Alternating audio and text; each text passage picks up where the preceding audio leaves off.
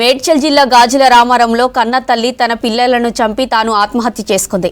అనారోగ్యంతో ఇబ్బందులు పడుతున్నామని, అందుకే చనిపోతున్నామని సూసైడ్ నోట్లో రాసిందని తెలిపారు పోలీసులు.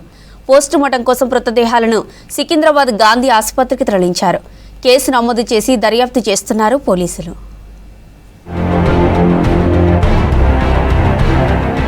మేడ్చల్ జిల్లా జీడిమెట్ల పోలీస్ స్టేషన్ పరిధిలో దారుణం జరిగింది.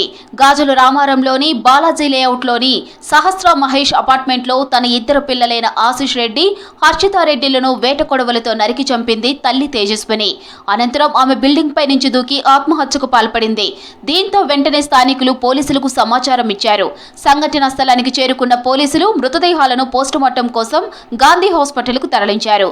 కేసు నమోదు చేసి దర్యాప్తు చేస్తున్నారు పోలీసులు.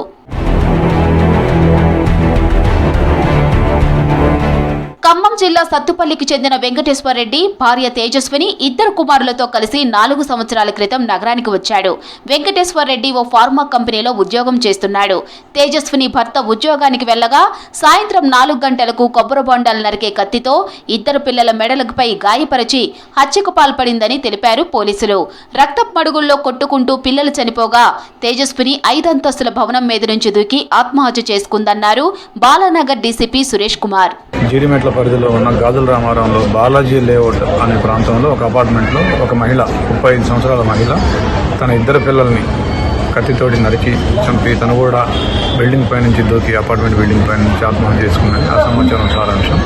దాంతో ఇమ్మీడియట్గా మా పోలీస్ సిబ్బంది, inspector Jeedimetla and ACP Balanagar and myself ఇక్కడికి వచ్చి మేము పరిశీలించగా మహిళ బిల్డింగ్ పై నుంచి దూకి స్పాట్లో చనిపోయింది. పెద్ద కుమారుడు, అతని పేరు హర్షిత్ రెడ్డి 11 ఇయర్స్, ఆ తల్లి పేరు తేజ 35 ఇయర్స్, ఆశీష్ రెడ్డి 9 ఇయర్స్. హర్షిత్ రెడ్డి ఇక్కడ ఇంట్లోనే చనిపోయి రక్తపు మడుగులో ఉన్నాడు. కొబ్బరి బొండాలు నరికే కత్తితోటి ఆవిడ కొడుకుని ఉండకడం జరిగింది. అదేవిధంగా ఆశీష్ రెడ్డిని కూడా నరికింది. అయితే అతన్ని హాస్పిటల్కి తరలించగా అతను హాస్పిటల్లో చనిపోయి ఉన్నాడు. ఓవరాల్గా ఈ సంఘటనకి కారణం ఏంటంటే ఆవిడ చుట్టుపక్కల వాళ్ళు కూడా విచారించాము. ఆవిడ కూడా సూసైడ్ లెటర్ రాసింది, ఒక 6 పేజీలు.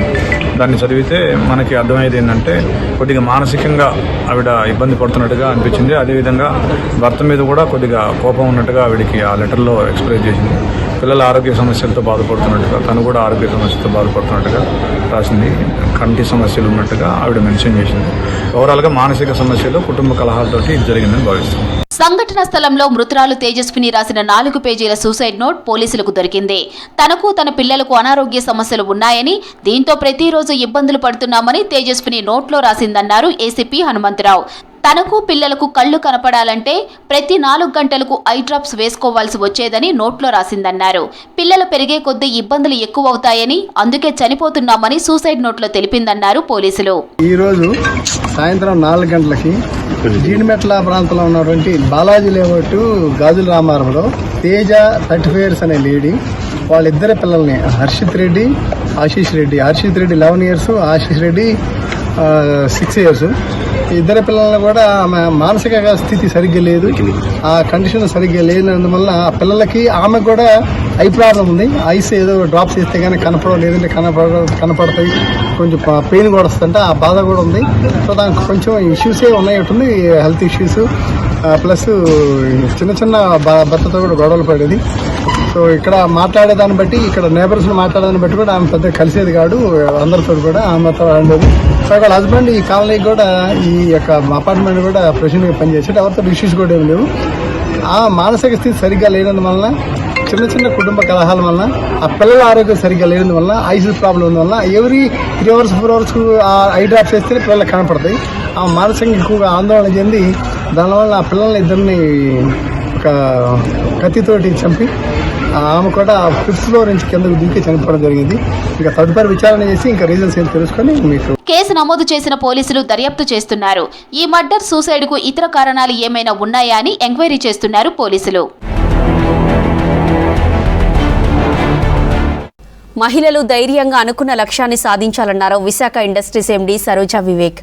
సికింద్రాబాద్లో శ్రీ వాసవి మహిళా సంఘం, శ్రీ స్వయం ఉపాధి కల్పన ట్రస్ట్ ఆధ్వర్యంలో ఏర్పాటు చేసిన మణిద్వీపం కార్యాలయాన్ని ప్రారంభించారు.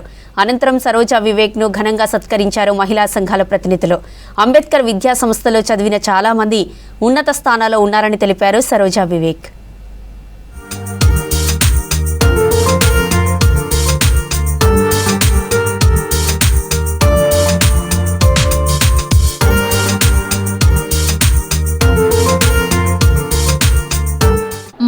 అన్ని రంగాల్లో రాణిస్తున్నారన్నారు విశాఖ ఇండస్ట్రీస్ ఎండీ సరోజా వివేక్. సికింద్రాబాద్ లో మనద్వీపం కార్యాలయాన్ని ప్రారంభించారు. ఆడవాళ్లు ఎక్కడ గౌరవించబడతారో అక్కడే స్వర్గసీమ ఉంటుందన్నారు. మహిళలు ధైర్యంగా ముందుకు అడుగు వేయాలన్నారు. అమ్మాయిలను చిన్న చూపు చూడకుండా గౌరవిస్తే గోల్డెన్ సొసైటీ ఏర్పడుతుందన్నారు. 80% మార్కులు సాధించిన విద్యార్థులకు అంబేద్కర్ విద్యా సంస్థలో ఫ్రీ స్పాన్సర్షిప్ ఇచ్చి చదివిస్తున్నామని తెలిపారు Saroja Vivek. has got that passion that is contagious. ఈ ప్యాషన్ వల్లనే మీరు ఇన్ని సాధించగలుగుతున్నారని నాకు అనిపిస్తుంది. ఎంత బాగా ముస్తాబై ఎంత బాగా చిరునవ్వుతో కనిపిస్తున్నారంటే ఈ పండగ వాతావరణం ఉంది. సో ఇక్కడున్న ఆడవాళ్ళందరికీ ఒక స్ట్రాంగ్, బికాజ్ మనలో ఉన్న శక్తి విమెన్ కి చాలా మందికి మర్చిపోతూ ఉంటాం. మనలో ఎంత శక్తి ఉంది, అది అవసరమైనప్పుడు మనం తట్టి లేపుతూ ఉంటాం. అందులో ఒక స్ట్రాంగ్ ఎగ్జాంపుల్ ఏంటంటే, ఒక మహిళ ప్రసవం అప్పుడు ఎంత కష్టపడుతుందో మీ అందరు ఇక్కడున్న వాళ్ళందరికీ తెలుసు. ఎంతటి కష్టమైన ఇష్టంగా నాకు ఈ బిడ్డ కావాలి అనుకొని ముందుకు పోయి ధైర్యంగా ప్రసవం చేసుకొని మళ్ళీ తిరిగి వస్తుంది. సో అంత ధైర్యం చూపించే వాళ్ళకి 1% కూడా డౌట్ అవసరం లేదు. ఏదైనా నేను చేయగలనా, ఎప్పుడన్నా ల్యాక్ ఆఫ్ కాన్ఫిడెన్స్ చాలా సందర్భాల్లో మనందరికీ అనిపిస్తూ ఉంటుంది. ఓ మై గాడ్ నేను ఇది చేయలేనేమో, ఐ కాంట్ డూ ఇట్ అని చెప్పేది. అయితే అవకాశం వచ్చినప్పుడు, మనకి తలుపు తట్టి ముందుకు వచ్చినప్పుడు ధైర్యంగా ముందుకెళ్ళండి. Is one strong. ఇది గుర్తుపెట్టుకోండి ఎల్లప్పుడూ మీరందరూ. బికాజ్ ఇది చేయగలిగిన వాళ్ళు ఏదైనా చేయగలరు. మనందరికీ తెలుసు అది ఎంత కష్టమైన ప్రొసీజర్. మనము we all go through. Delivering a baby is not an easy thing. So ఇంకొకటి, ఐ థింక్ 4 గోడలు కట్టి as soon as ఇల్లాలకి ఇది ఇల్లు అని అప్పచెప్తారు. స్వర్గసీమ చేసి భర్తకు అందిస్తుంది, ఫ్యామిలీకి అందిస్తుంది. మనం చేసే పని మీద ఫ్యాషన్ ఉంటే చాలు, సాధిస్తామన్నారు సరోజా వివేక్. మహిళలు తమ శక్తిని ఉపయోగించుకోవాలన్నారు. ప్రతి మహిళ మల్టీ టాస్కింగ్ చేస్తారని, అవకాశం వచ్చినప్పుడు ధైర్యంగా ముందుకు వెళ్లాలన్నారు. ఆడపిల్ల బరువు అనుకున్న రోజుల నుంచి వారు ఎన్నో విజయాలు సాధిస్తున్న రోజులు వచ్చాయన్నారు. కాకా స్థాపించిన అంబేద్కర్ విద్యా సంస్థలో పేదవారికి అతి తక్కువలో విద్యను అందిస్తున్నామని తెలిపారు Saroja Vivek. So what all multi tasking ఒక మహిళగా చేస్తూ, మగవారు జనరలీ అలవాటైనది ఏంటి మన సొసైటీలో అంటే, తరాలుగా పొద్దున్నే ఆఫీస్కి వెళ్ళడం, పని చేయడం, వచ్చేస్తారు, టైర్డ్ అంటారు. బట్ విమెన్ ఏం చేస్తున్నామంటే ఐఎమ్ జస్ట్ హౌస్ వైఫ్ అంటుంది. ఎందుకంటే మల్టీ టాస్కింగ్ ఎన్ని రకాలుగా చేస్తుందంటే, ఓ చేత్తో వంట చేస్తుంది, ఓ చేత్తో పాపకి సిక్ ఉంటే నర్స్ చేస్తుంది, మళ్ళీ అక్కడే మొదటి బడి స్టార్ట్ అవుతుంది ప్రతి చైల్డ్ కి. తల్లి ఓడే ఫస్ట్ బడి అందరి పిల్లలకి. ఎందుకంటే బాయ్స్ అనగానే వీళ్ళు చదువుకోవాలి అంటే, ఎస్పెషలీ లో మిడిల్ క్లాస్ పీపుల్ చూస్తున్నాను. అంటే నేను I run under privileged sections కి స్కూల్ నడుపుతున్నాను, కాలేజ్ నడుపుతున్నాను. మగ పిల్లలకి వాళ్ళకి స్తోమత ఒకటే, ఒక చైల్డ్ కి ఎడ్యుకేట్ చేయగలిగిన స్తోమత ఉంటే ఫస్ట్ మగ పిల్లాడికి చదివిస్తారు. ఆడపిల్ల ఉంటే 16 ఏళ్ళు రాగానే పెళ్లి చేసిస్తాం, అయిపోతుంది బాధ్యత. మనకి బరువు అని అనుకునే రోజుల నుంచి ఈ రోజు ఆడవారు ఎక్కడెక్కడ రీచ్ అవుతున్నారు, ఎన్ని రకాల సక్సెస్ చేసి చూపిస్తున్నారు. And I'm also proud to, I want to share, మా కాలేజ్ లో 80% వచ్చిందంటే ఆ చైల్డ్ కి ఫ్రీ స్పాన్సర్షిప్ ఇచ్చి ముందుకు తీసుకెళ్తాం, ఎటువంటి ఫైనాన్షియల్ బర్డన్ లేకుండా. థింక్ ఇది స్థాపించింది కాకా వెంకటస్వామి గారు 50 years బ్యాక్. సో ఆయన చూపించిన మార్గంలో నడుచుకుంటూ, ఆయన అడుగుజాడల్లో నడుచుకుంటూ ఇవాళకి కూడా డొనేషన్ ఫ్రీగా ముందుకు తీసుకెళ్తున్నాం. అండ్ ఇక్కడికి వచ్చి మీ సేవ ఇవన్నీ చూస్తూ కూడా I just went back to recollect all memories from my father in law. Saroja Vivek ఎంతో మందికి ఆదర్శంగా ఉన్నారని తెలిపారు శ్రీ స్వయం ఉపాధి కల్పన trust founder Sharada. Swagruha food స్థాపించి మహిళలకు ఆర్థిక భరోసా కల్పిస్తున్నామని తెలిపారు. కాలేజీ విద్యార్థులకు హాస్టల్స్ ప్రొవైడ్ చేస్తున్నామని తెలిపారు. శ్రీ వాసవి మహిళా సంఘం స్థాపించి 50 ఏళ్లుగా సేవా కార్యక్రమాలు చేస్తున్నామన్నారు శారద. ముఖ్య అతిథిగా మేడం సరోజా వివేకానంద గారు రావడం మాకు చాలా సంతోషమైంది. ఎందుకంటే ప్రతి మహిళలో ఒక ఉత్తేజం ఉంటుంది. ఆ ఉత్తేజాన్ని ఇంకా ముందుకు తీసుకువెళ్ళాలి అంటే ఒక ముఖ్య అతిథిగా ఒక మంచి మనిషి వచ్చి, ఒక మంచి సక్సెస్ఫుల్ లేడీ వచ్చి, వారు మాకేదన్నా ఒక ఇన్స్పిరేషన్గా సందేశాన్ని ఇస్తే ఇంకా బాగుంటుందన్న ఉద్దేశంతో వారి భర్త చాలా చక్కగా డౌన్ టు ఎర్త్ ఉండే మనిషి వివేక్ గారు, వారి ఎమ్మెల్యే అయినా, మినిస్టర్ అయినా, ఎంపీ అయినా ఫోన్ చేయగానే ఏంటి శారద గారు అని మాట్లాడతారు. మరి అదే రకంగా వారి అబ్బాయి కూడా వంశీ గారు ఇప్పుడు మరి ఎంపీగా ఉన్నారు. ఇంత పెద్ద పెద్ద పదవుల్లో ఉన్న వాళ్ళు ఉన్నా సరే సరోజ గారు ఎంతో డౌన్ టు ఎర్త్గా మా దగ్గరకు వచ్చి మరి చాలా సింపుల్ మనిషి, మాకు అన్ని విషయాలు తెలియజేయడం, మా దగ్గర అందరి సన్మానాలు అయ్యే వరకు ఉండడం, ఇంత టైం కేటాయించడం మాకు చాలా సంతోషంగా ఉంది. రానున్న రోజుల్లో మరిన్ని సేవా కార్యక్రమాలు చేపడతామని తెలిపారు మహిళా సంఘం ప్రతినిధులు.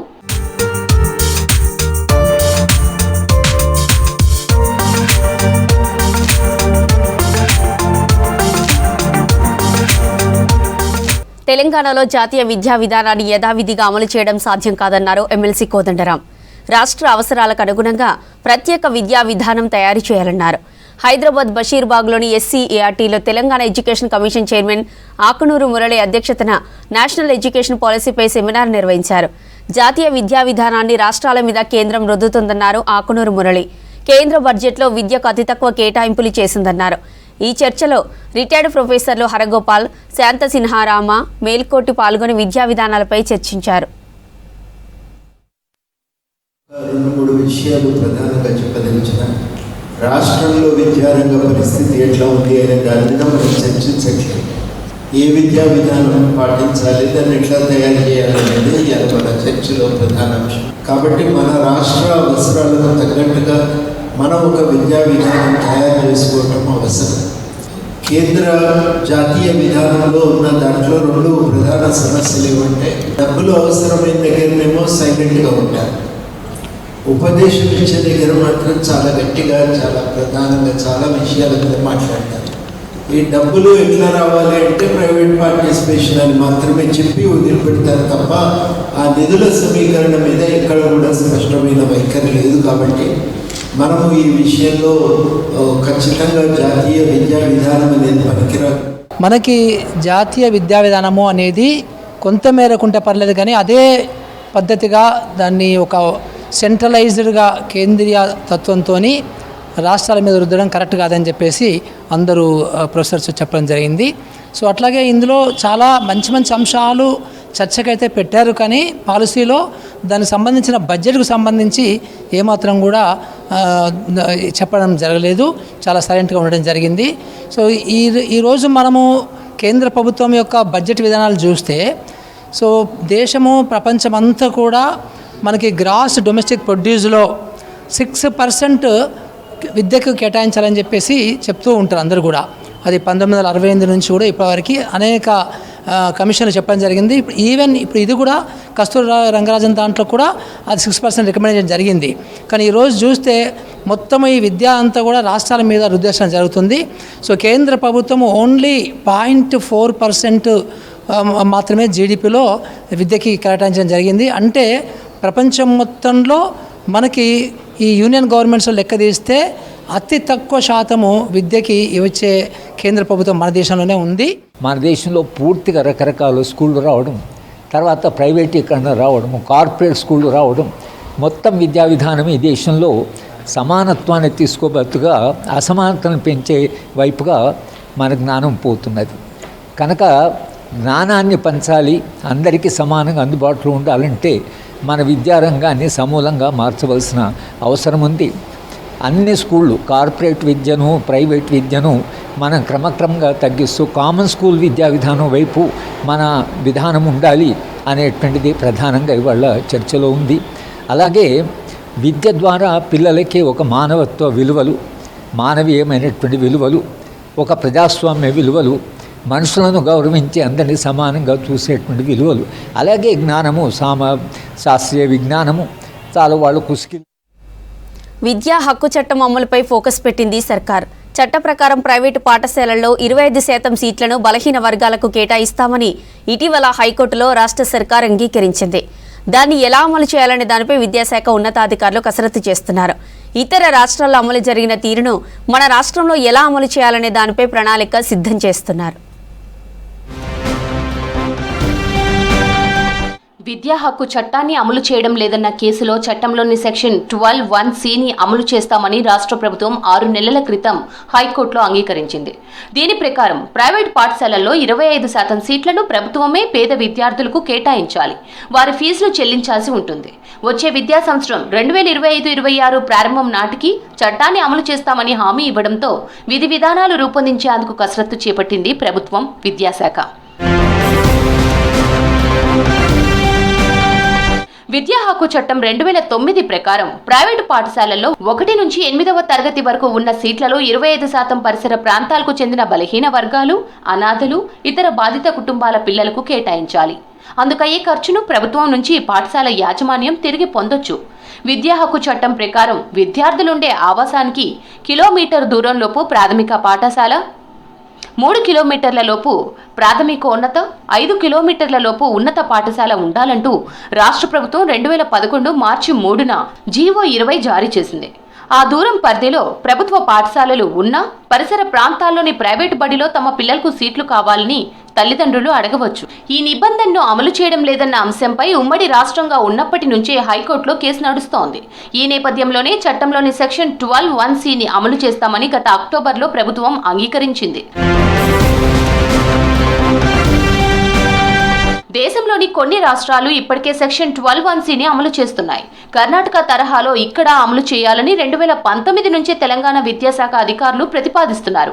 ఆ ప్రకారం విద్యార్థులు ఉండే ఆవాసానికి నిర్దిష్ట దూరంలో ప్రభుత్వ బడి లేకుంటేనే ప్రైవేట్లో సీట్లు ఇవ్వాలని, లేకపోతే ప్రభుత్వ పాఠశాలలు నిరుపయోగంగా మారతాయని సర్కార్ భావిస్తున్నట్లు సమాచారం.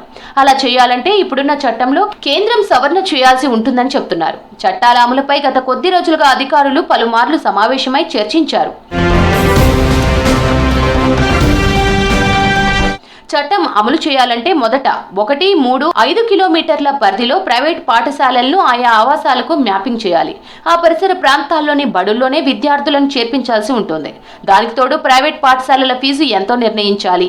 లేదా బడ్జెట్ ప్రకారం ఒక్కో విద్యార్థిపై రాష్ట్ర ప్రభుత్వం 1,10,000 వ్యయం చేస్తున్నందువల్ల ఆ మొత్తాన్ని ప్రైవేట్ పాఠశాలల యాజమాన్యాలకు చెల్లించాల్సి ఉంటుందని అధికారులు ఒక నిర్ణయానికి వచ్చినట్లు తెలుస్తోంది. రాష్ట్రంలోని ప్రైవేట్ పాఠశాలలను పలు కేటగిరీలుగా విభజించామన్నారు విద్యా కమిషన్ చైర్మన్ ఆకునూరి మురళి. విద్యా హక్కు చట్టంపై ప్రభుత్వానికి నివేదిక అందించామన్నారు. అంటే మేము ఒక 3-4 రిపోర్ట్స్ అయితే ఇచ్చామండి గవర్నమెంట్కి. ఏ నిర్ణయమైనా గవర్నమెంట్ తీసుకుంటుంది, విద్యా కమిషన్ తీసుకోదు. అసలు స్కూల్స్ ఎట్లా ఉండాలి, సో ప్రస్తుతం ఉన్నటువంటి స్కూళ్ళలో ఉన్న సమస్యలు ఏంటి, దానికి సంబంధించిన ఒక రిపోర్ట్ ఇచ్చాము. రెండోది, ఈ ప్రైవేట్ స్కూల్స్లో ఫీజులు ఎక్కువ ఉన్నవి. కొన్ని మంచి స్కూల్స్ వాళ్ళు పాపము రేషనల్గా సో కరెక్ట్గా ఫీజు పెడితే కొంతమంది గ్రీడీ యాజమాన్యాలు ఎక్కువ ఫీజులు. విద్యా హక్కు చట్టం ప్రకారం అడ్మిషన్ల స్వీకరణ కోసం ప్రత్యేకంగా పోర్టల్ రూపొందించాలని విద్యాశాఖ భావిస్తోంది. 25% సీట్లలో రిజర్వేషన్ కూడా ఖరారు చేయాలని, అయితే ప్రవేశాలకు లాటరీ విధానం పాటించాలా లేదా అనే దానిపై న్యాయ నిపుణుల అభిప్రాయాలను స్వీకరించి తుది నిర్ణయం తీసుకోవాలని ప్రభుత్వం విద్యాశాఖ భావిస్తోంది. తెలంగాణ సంస్కృతి చారిత్రక వైభవం చాటి చెప్పేలా మిస్ వరల్డ్ పోటీలను నిర్వహించాలన్నారు మంత్రి జూపల్లి కృష్ణారావు. హైదరాబాద్లో మిస్ వరల్డ్ పోటీల నిర్వహణపై అధికారులతో మంత్రి రివ్యూ చేశారు. విశిష్ట సంస్కృతులకు కొలువైన తెలంగాణ వైభవం ఒక్క హైదరాబాద్లోనే కాకుండా రాష్ట్ర వ్యాప్తంగా ఎన్నో ప్రాంతాల్లో ఉందన్నారు. ఆయా ప్రాంతాలకు మిస్ వరల్డ్లో పోటీ చేస్తున్న మహిళలను తీసుకెళ్లి వాటి గొప్పతనం గురించి చెప్పాలన్నారు జూపల్లి.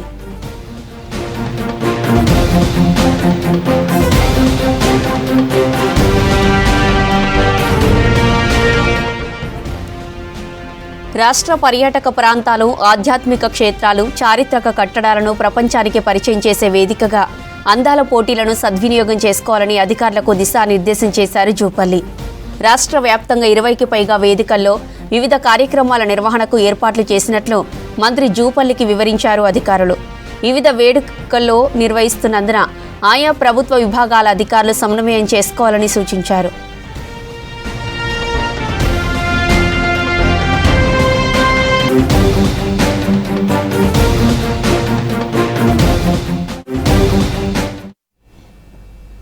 కార్పొరేట్కు ధీటుగా సర్కార్ హాస్పిటల్స్ను తీర్చిదిద్దే ప్లాన్ చేస్తుంది రాష్ట్ర ప్రభుత్వం. లుక్తో పాటు సేవలను ఆ స్థాయికి పెంచాలని ఆలోచిస్తుంది. హాస్పిటల్స్ను ఆకర్షణీయంగా మార్చడంతో పాటు అనేక మార్పులతో వైద్యారోగ్య శాఖ ముసాయిదా రెడీ చేసింది. రోగులు హాస్పిటల్కు వచ్చి ట్రీట్మెంట్ తీసుకుని వెళ్లే వరకు సర్వీసెస్ కార్పొరేట్ లెవెల్లో ఉండాలని ఆలోచన చేస్తుంది. ప్రభుత్వ ఆసుపత్రులపై నమ్మకం పెంచడమే లక్ష్యంగా సర్కార్ ఈ నిర్ణయం తీసుకుంది.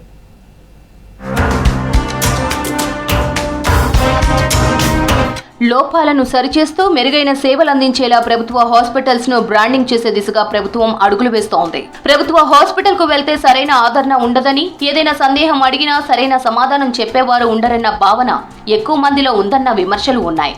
దీంతో మధ్యతరగతి వారు ఎక్కువగా ప్రైవేట్ హాస్పిటల్స్ కి మొగ్గు చూపుతున్నారు. ప్రజల్లో ఈ భావన పోగొట్టి నమ్మకం పెంచేందుకు ప్రభుత్వం కొత్త విధానం తీసుకొచ్చే ప్లాన్ లో ఉంది. ఇందులో భాగంగా హాస్పిటల్ భవనాలకు అందమైన రంగులు వేసి ప్రైవేట్ హాస్పిటల్స్ లెక్క తీర్చిదిద్దనున్నారు.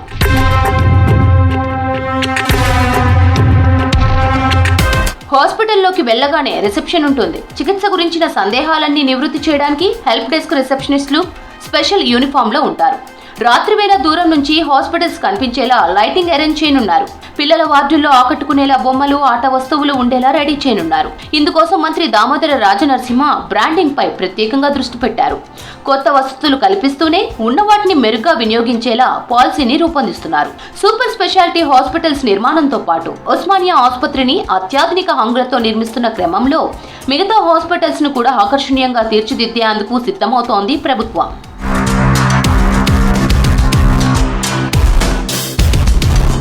రాష్ట్రంలో కొన్ని రకాల దీర్ఘకాలిక వ్యాధులతో పలువురు ఇబ్బందులు పడుతున్నారు.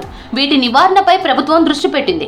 పరీక్షలు చేస్తే తప్ప బయటపడని ఎన్సీడీ రోగాల నివారణకు ఇప్పటికే ప్రతి జిల్లాలో ఎన్సీడీ క్లినిక్లు ఏర్పాటు చేసింది.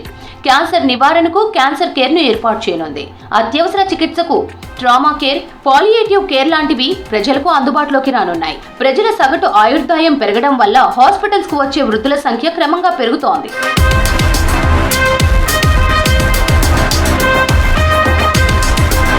వయోధికుల ఆరోగ్య సంరక్షణ కోసం జెరియాట్రిక్స్ మెడిసిన్ కు ప్రాధాన్యం ఇవ్వనుంది ప్రభుత్వం. అన్ని విభాగాల్లో సేవలు వేగవంతం చేయడానికి కృత్రిమ మేధ సాంకేతికతను హాస్పిటల్స్ లో వినియోగించేందుకు ఇప్పటికే పలు సంస్థలతో వైద్య ఆరోగ్య శాఖ అధికారులు సమావేశాలు నిర్వహించారు. ప్రపంచ బ్యాంకు నుంచి రాష్ట్ర వైద్య ఆరోగ్య శాఖకు 4150 కోట్ల రుణం త్వరలో మంజూరు కానున్నాయి. నిధులతో సర్కారు వైద్యాన్ని బలోపేతం చేసేందుకు ఆరోగ్య శాఖ కసరత్తు చేస్తోంది.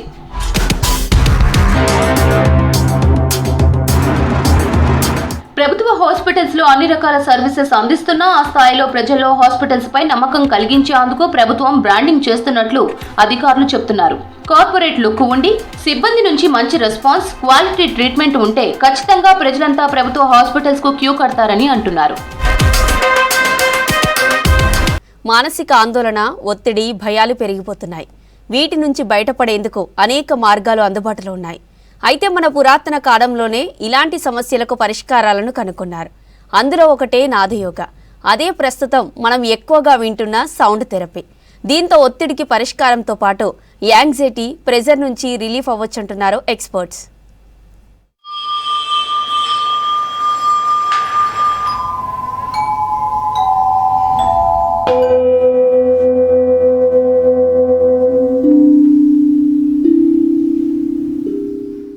సౌండ్ థెరపీ అసలు నాదయోగ. విభిన్న రకాల పాత్రల మీద శబ్దాలు చేస్తూ వాటి నుంచి వచ్చే ధ్వనితో ఉపశమనం, మానసిక ప్రశాంతత అందించడమే sound therapy concept. Old is gold అన్నట్లు ఇప్పుడున్న స్ట్రెస్ఫుల్ లైఫ్కు బెస్ట్ సొల్యూషన్గా నిలుస్తోంది సౌండ్ థెరపీ. ఈ సౌండ్ థెరపీని టిబెట్లో నేర్చుకుని వచ్చి నగరంలో సెషన్లు ఏర్పాటు చేస్తున్నారు నిర్వాహకులు. అక్కడ బౌద్ధ మత గురువుల ద్వారా బుద్ధిస్ట్ సౌండ్ థెరపీలో శిక్షణ పొందుతున్నారు.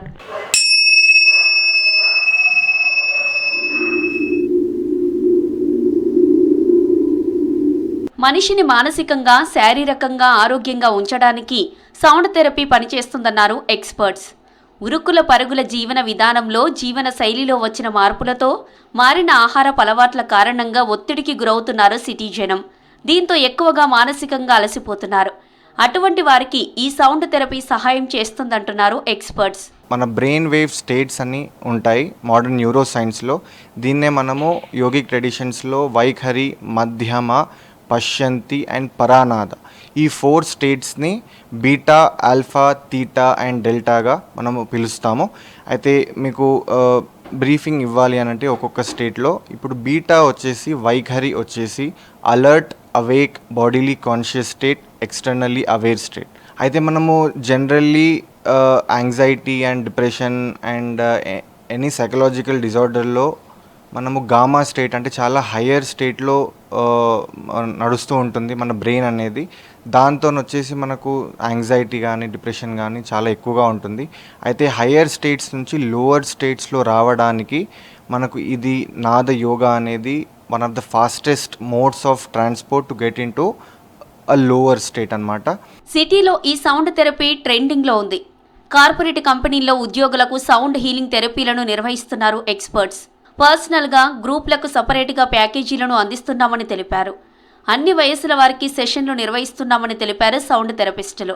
ఇక మరోవైపు సౌండ్ థెరపీతో మనసు ప్రశాంతంగా ఉందంటున్నారు సెషన్స్కి అటెండ్ అయిన ప్రజలు.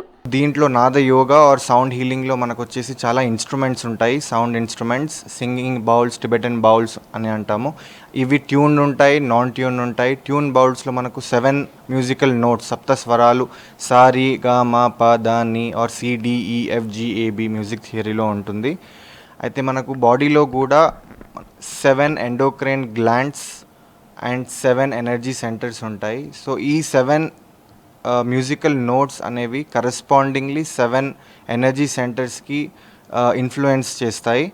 కావున మనకు ఈ 7 మ్యూజికల్ నోట్స్ ప్రాపర్గా మనకు వైబ్రేషన్స్ అనేది పాస్ అవ్వడం జరిగితే మన entire body and mind balance స్టేట్లో వస్తుంది. నేను ఒక 3 months నుంచి సౌండ్ హీలింగ్ క్లాసెస్కి వస్తున్నాను. అంటే ఇప్పటికీ నాకు చాలా స్ట్రెస్గా ఉన్నప్పుడు నేను ఇక్కడ జాయిన్ అయ్యాను. నేను జాయిన్ అయినప్పటి నుంచి నాకు ఇప్పటికీ చాలా బాగా రిలీఫ్గా ఉంది. స్ట్రెస్ లెవెల్స్ చాలా తగ్గాయి. ఆఫ్ కోర్స్ నాకు తెలిసి కూడా నేను చాలామందికి రికమెండ్ చేస్తున్నాను. సో దట్ ఆల్టర్నేటివ్ మెడిసిన్ లాగా ఇప్పుడు చాలా ఇది బూమింగ్లో ఉంది కాబట్టి, and it is definitely benefit, చాలా బెనిఫిషియల్గా కూడా ఉంది. డిఫరెంట్ టైప్స్ ఆఫ్ వైబ్రేషన్స్ తోటి, సౌండ్స్ తోటి మనకి mind and body both relax అవుతుంది, నాట్ ఓన్లీ మైండ్. యోగా, మెడిటేషన్తో పాటు పురాతన కాలం నాటి నాదయోగా సౌండ్ థెరపీ నగరవాసులను ఆకట్టుకుంటోంది. యాంగ్జైటీ, స్ట్రెస్, ప్రెజర్ నుంచి రిలీఫ్ అవ్వడానికి ఉపయోగపడుతుందంటున్నారు ప్రజలు.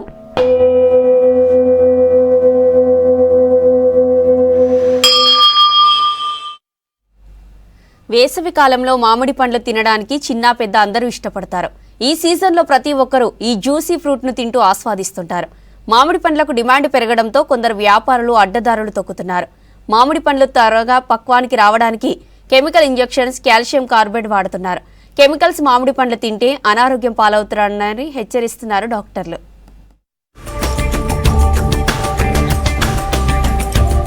సమ్మర్లో మామిడి పండ్లకు అధికంగా డిమాండ్ ఉంటుంది. మార్కెట్లు, రోడ్లపై ఎక్కడ చూసినా అనేక రకాల మామిడి పండ్లు నోరూరిస్తుంటాయి. పండ్ల రారాజుగా పేరొందిన మామిడి విషంగా మారుతోంది. గతంలో పండ్లను సహజంగా పండించి మార్కెట్కు తరలించేవారు.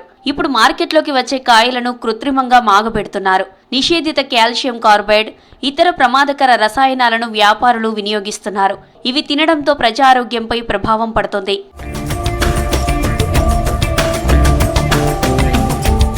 కాల్షియం కార్బైడ్, ఎథిలిన్ పౌడర్తో గోడౌన్లలో మామిడి పండ్లను మాగబెడుతున్నారు వ్యాపారులు. గ్రేటర్ హైదరాబాద్ పరిధిలో పండ్ల వ్యాపారులు ప్రజల ప్రాణాలతో చెలగాటమాడుతున్నారు. రసాయనాలు అధికంగా వాడడంతో మామిడికాయలు త్వరగా పక్వానికి వస్తున్నాయి. ఇవే పండ్లను రోడ్లపై, మార్కెట్లలో అమ్ముతున్నారని తెలిపారు ప్రజలు.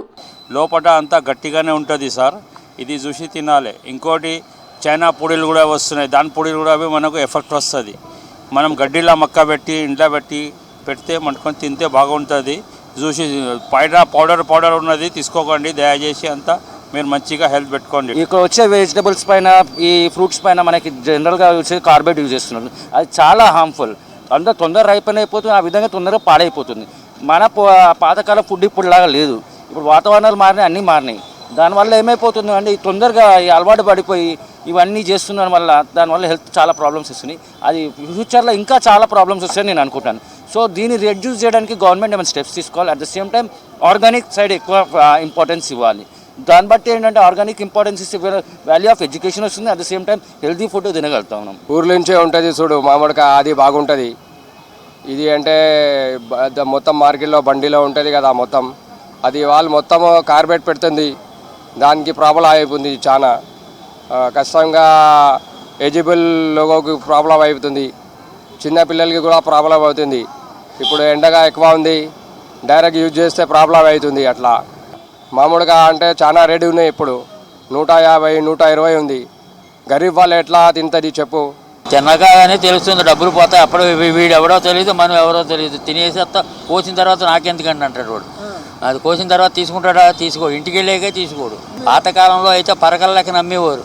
13 అయ్యి నాడే ఉండేది, ఖచ్చితంగా ఉండేవారు మనుషులు. వీళ్ళు మనుషులు ఏం లేదు, ఎంతసేపు డబ్బే ప్రధానం. అప్పుడు ముదరకాయలు చెట్టుని కాయ అయితేనే తయారైన కాయే కోసేవారు. ఇప్పుడు తయారవ్వక్కర్లేదు, కెమికల్ వేసేసి పండించేది. రసాయనాలతో పండించిన పండ్లు తింటే ఆరోగ్యం ఖరాబవుతుందని హెచ్చరిస్తున్నారు డాక్టర్స్. నిషేధిత ఎథిలిన్ పౌడర్, కార్బైడ్ ప్రజల ఆరోగ్యంపై తీవ్ర ప్రభావం చూపిస్తోందన్నారు. బాడీలో హీట్ పెరగడం, కొన్ని సందర్భాల్లో వాంతులు, విరోచనాలు కూడా అవుతాయంటున్నారు డాక్టర్స్. కిడ్నీలపై కూడా తీవ్రమైన ప్రభావం పడే అవకాశం ఉందని చెబుతున్నారు డాక్టర్స్. ఈ ఎండాకాలం మెయిన్గా మ్యాంగోస్ తొందరగా పచ్చి పండుగ మారడానికి కాల్షియం కార్బైడ్ అనే కెమికల్ వాడుతుంటారు. దీనివల్ల చాలా పొటెన్షియల్ హెల్త్ రిస్క్స్ ఉన్నాయన్నమాట. ఈ కాల్షియం కార్బైడ్ వాడే ఎథిలిన్ గ్యాస్ కూడా రిలీజ్ అయ్యి అవి మన న్యూరలాజీ సిస్టమ్ మీద ఎఫెక్ట్ అవుతుంది. Like headache, fits, seizures, memory loss ఇవన్నీ రావడానికి అవకాశం ఉంది. దీంతో పాటుగా ఎప్పుడైతే దాని రెసిడ్యూస్ మనం ఎప్పుడైతే కన్జంప్షన్ మనం ఎప్పుడైతే తింటామో జీర్ణ వ్యవస్థ మీద కూడా పడే ఛాన్స్ ఉంటుంది.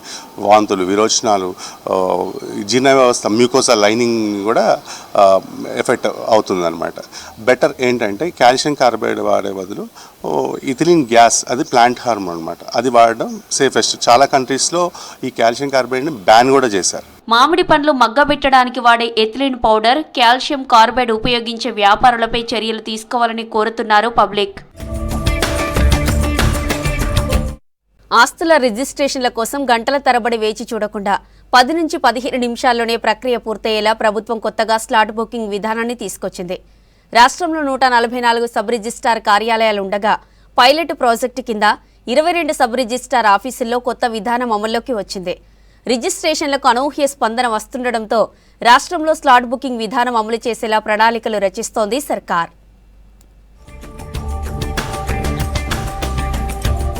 ప్రాపర్టీ రిజిస్ట్రేషన్ కు స్లాట్ బుకింగ్ తీసుకొచ్చింది రాష్ట్ర ప్రభుత్వం.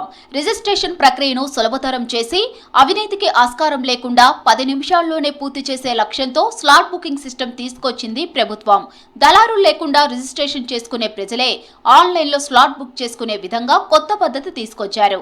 ఫస్ట్ కమ్ ఫస్ట్ సర్వ్ పద్ధతిలో ఉండే ఈ విధానం ద్వారా రిజిస్ట్రేషన్లు సులభంగా అవుతున్నాయి. ప్రస్తుతం పైలట్ ప్రాజెక్టు కింద 22 సబ్ రిజిస్టర్ ఆఫీసుల్లో రోజుకు 48 స్లాట్స్ అందుబాటులో ఉంటున్నాయి. రిజిస్ట్రేషన్లు ఎక్కువయ్యే ఆఫీసుల్లో అదనపు సిబ్బందిని నియమించి స్లాట్స్ పెంచుతామని తెలిపింది ప్రభుత్వం.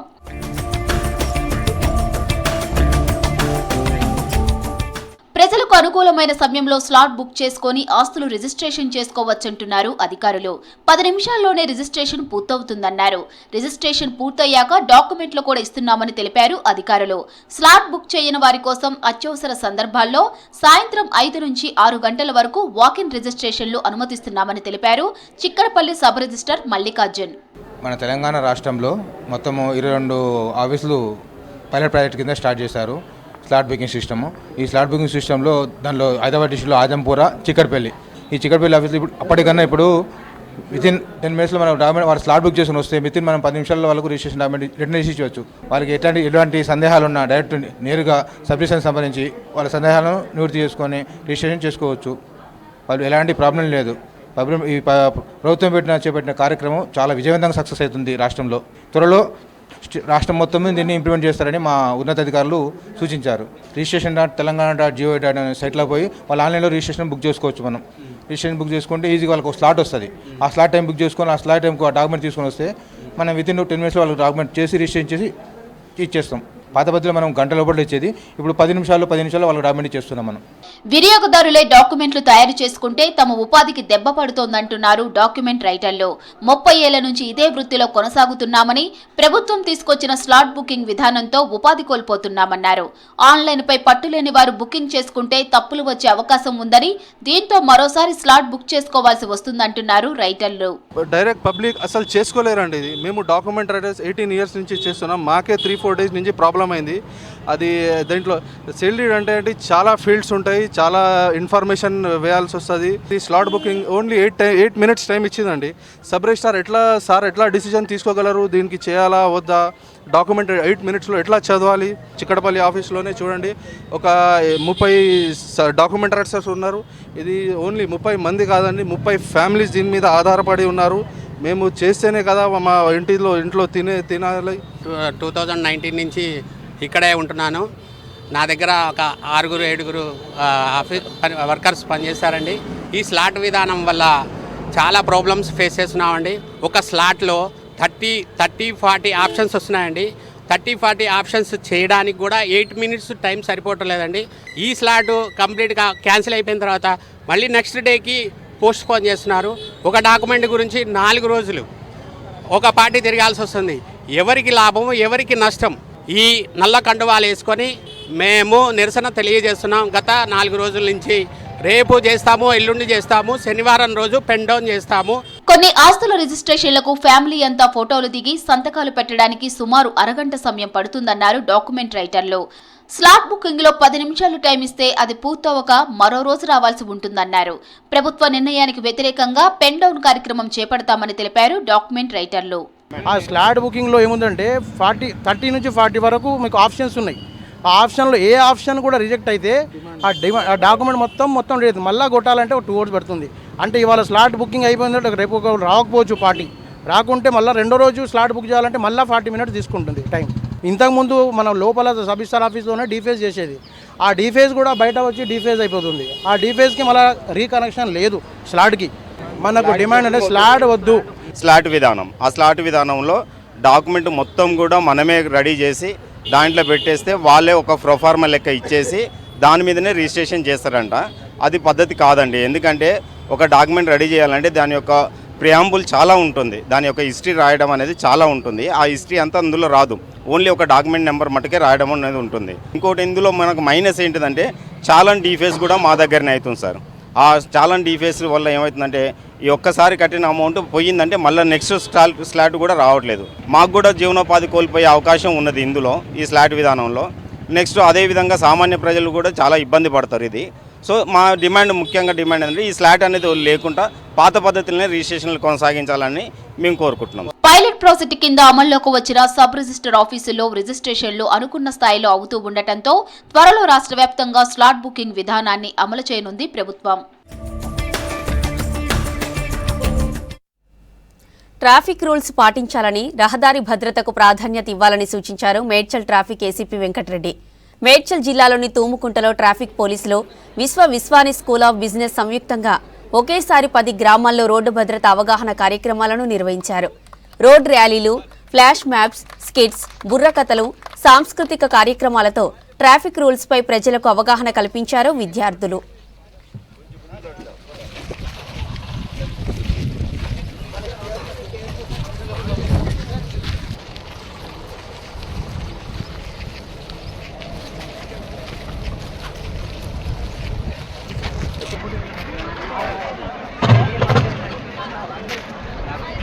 Within next 5 minutes. Traffic signals ను గౌరవిస్తాను.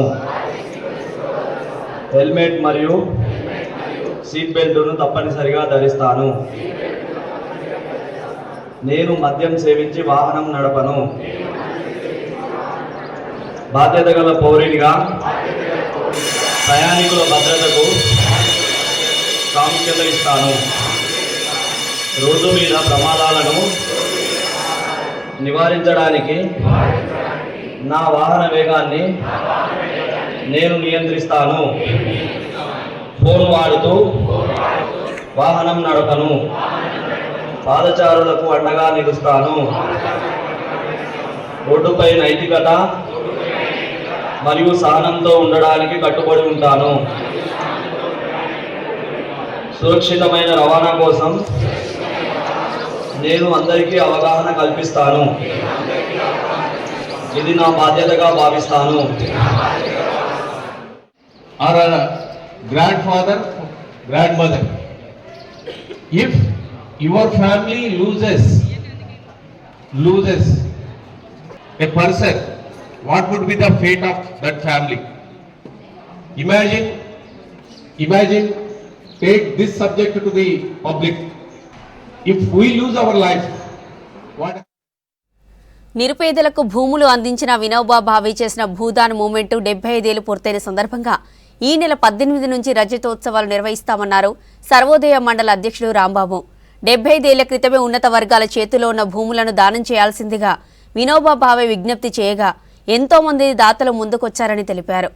అది ఒక ఉద్యమంలా కొనసాగి లక్షలాది ఎకరాలు పేదలకు ఇచ్చారన్నారు. సంవత్సరంలో అడుగెడుతున్న సందర్భంగా అఖిల భారత సర్వోదయ మండల ఆధ్వర్యంలో దేశవ్యాప్తంగా వజ్రోత్సవాలు జరిపించాలని నిర్ణయించడం జరిగింది. దీనిలో భాగంగా తెలంగాణ, ఆంధ్రప్రదేశ్ 2 రాష్ట్రాలు సంయుక్తంగా హైదరాబాద్ నగరంలో ఒక రౌండ్ టేబుల్ సమావేశాన్ని ఏర్పాటు చేసి ఈ సమావేశం ద్వారా ఈ వజ్రోత్సవాలను ప్రారంభించడం జరిగింది. రేపు దేశంలోనే మొట్టమొదటి భూదానంగా ప్రకటించబడిన వెదిరే రామచంద్రారెడ్డి గారు 100 ఎకరాలు ఇచ్చి మొట్టమొదటి భూదానం చేసిన భూదాన్ పోచంపల్లి నుంచి ఈ వజ్రోత్సవాలను ప్రారంభిస్తున్నాం. ఈ వజ్రోత్సవాలు దేశవ్యాప్తంగా ఈ సంవత్సర కాలం అంతా జరుగుతాయి. అలాగే 2026 ఏప్రిల్ 18న ఈ వజ్రోత్సవాలను ఘనంగా జరిగించాలని సానుకూలంగా ప్రభుత్వాలతో సంప్రదింపుల ద్వారా భూదాన్ భూములన్నింటినీ మరలా భూదాన్ యజ్ఞ బోర్డులోకి తీసుకొచ్చి అవి నిరుపేద ప్రజలకు చెందేలాగా ఒక క్లియర్ డిక్లరేషన్ తోటి ఆ వజ్రోత్సవాలని జరపాలని ఈ సంస్థ ఈ సందర్భంగా తీర్మానం చేయడం జరిగింది. ఈ వజ్రోత్సవ సభలు రేపటి నుంచి ప్రారంభమవుతున్న దశలో ఇవాళ ఒక రౌండ్ టేబుల్ సమావేశం ఆంధ్రప్రదేశ్ సర్వోదయ మండలి, తెలంగాణ సర్వోదయ మండలి కలిసి నిర్వహించడం జరిగింది. 2 రాష్ట్రాల నుంచి కార్యకర్తలు అందరూ విచ్చేసి అన్ని పార్టీలకు చెందిన నాయకులని ఆహ్వానం పలకడం జరిగింది. చాలా పార్టీల నుంచి స్పందన వచ్చింది, వాళ్ళందరూ భాగస్వామ్యం చేశారు. ఇవాళ ఈ సమావేశంలో చేసిన తీర్మానాలు ఏమిటంటే 2 రాష్ట్రాల్లో కూడాను రద్దు చేసిన భూదాన్ బోర్డుని తెలంగాణ ఆర్టీసీలో ఉద్యోగ నియామకాలు చేపట్టేందుకు ప్రభుత్వం ప్రణాళికలు సిద్ధం చేస్తోంది. 10 ఏళ్లుగా ఆర్టీసీలో ఉద్యోగ నోటిఫికేషన్ ఇవ్వలేదు గత ప్రభుత్వం. 1700 మంది ఉద్యోగులు పదవీ విరమణ చేయడంతో ఆర్టీసీ కార్మికులకు పనిభారం పెరిగిందంటున్నారు జేఏసీ నాయకులు. టీజీఎస్ ఆర్టీసీలో 3035 ఖాళీలను గుర్తించింది సర్కార్. త్వరలో పోలీసు రిక్రూట్మెంట్ నోటిఫికేషన్లో ఈ నియామకాలు చేపట్టేందుకు ప్రభుత్వం ప్లాన్ చేస్తోంది.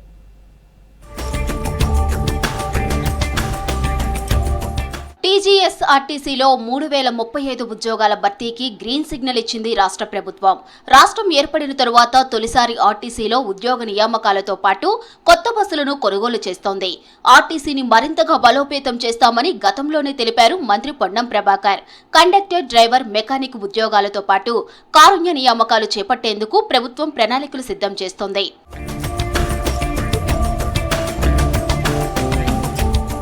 రాష్ట్రంలో కాంగ్రెస్ ప్రభుత్వం అధికారంలోకి వచ్చాక ఆర్టీసీ సంస్థను బలోపేతం చేసేందుకు, కార్మికుల మీద పనిభారాన్ని తగ్గించేందుకు ఉద్యోగ నియామకాలు చేపట్టడాన్ని ఉద్యోగ సంఘ కార్మికులు స్వాగతిస్తున్నారు. ఎస్సీ, ఎస్టీ వర్గీకరణ తరువాత ఉద్యోగ నియామకాలు చేపట్టేందుకు ప్రభుత్వం నిర్ణయం తీసుకోవడం మంచి పరిణామం అన్నారు. అయితే కాంగ్రెస్ ప్రభుత్వం అధికారంలోకి వచ్చాక 1500 మందికి కారుణ్య నియామకాలు చేపట్టింది. కారుణ్య నియామకాలు చనిపోయిన ఉద్యోగుల పిల్లలకు ఉద్యోగాలు, కుటుంబ సభ్యులకు ఉద్యోగాలు, మెడికల్ అన్ఫిట్ అయిన ఉద్యోగాలు సుమారు 1500 పైన ఈ ప్రభుత్వం వచ్చినాక మేజర్ కండక్టర్ పోస్టులు ఇవ్వడం జరిగింది. ప్రభుత్వం అనుమతించిన 3000 చిల్లర పోస్టులని నియామకాల ప్రక్రియ చేపడతాం అని చెప్పడాన్ని స్వాగతిస్తూ ఇప్పటికైనా తాత్సారం చేయకుండా త్వరితగతిన వెంటనే ఆ పోస్టు నియమించి కార్మికులపైన పనిభారాలు తగ్గించాలని మీ ద్వారా ప్రభుత్వాన్ని ఆర్టీసీ యజమాని కోరుతున్నాం. ఆర్టీసీలో ఉన్నతాధికారులు ప్రతిపాదనలు పంపిన అన్ని పోస్టుల భర్తీకి ప్రభుత్వం గ్రీన్ సిగ్నల్ ఇచ్చింది. 2000 driver, 743 Shramik, 114 mechanic deputy superintendent, 84 traffic deputy superintendent, 25 depot manager, assistant traffic manager నియామకాలు చేపట్టనుంది ప్రభుత్వం. 1700 మంది రిటైర్డ్ కాగా మిగిలిన వారిపై పనిభారం పెరిగిందన్నారు ఆర్టీసీ జేఏసీ నాయకులు. కొత్త బస్సులు కొంటే నియామకాలు చేపట్టాలని కోరుతున్నారు జేఏసీ నాయకులు. రిక్రూట్మెంట్ చేయాలని చెప్పేసి గవర్నమెంట్ ఇచ్చింది. మొన్ననే ఎండి సజ్జనార్ గారు మరి గవర్నమెంట్ మాకు ఆర్డర్ ఇచ్చేసింది సీఎం గారు అని తెలియడం జరిగింది. నిన్న పత్రికా ప్రకటనలు కూడా చెప్పడం జరిగింది. ఆ నియామకాలు చేపడితే మరి ఒక కార్మికుల మీద పని భారాలు కానీ ఇవన్నీ కూడా తగ్గుతూ ఉంటాయి.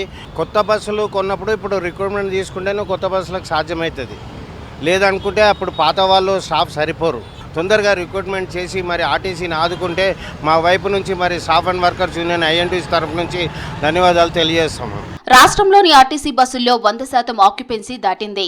దీంతో కొత్త బస్సులు కొనుగోలుతో పాటు 3035 ఉద్యోగాల భర్తీకి రేవంత్ సర్కార్ నిర్ణయం తీసుకుంది.